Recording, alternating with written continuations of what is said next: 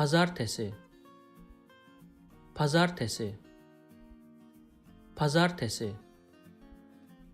Pazartesi haftanın birinci günü. Pazartesi haftanın birinci günü. Pazartesi haftanın birinci günü. Pazartesi gününden nefret ediyorum. Pazartesi gününden nefret ediyorum. Pazartesi gününden nefret ediyorum. Bu pazartesi benim doğum günüm.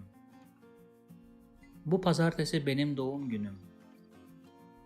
Bu pazartesi benim doğum günüm. If you like this video, please subscribe to my channel below for more videos on Turkish grammar, vocabulary and pronunciation. Also, if you think this video can benefit somebody else, please share it with them. Last, if you have any comment or request, please provide your feedback in the comment section below and I'll do my best to respond as soon as possible.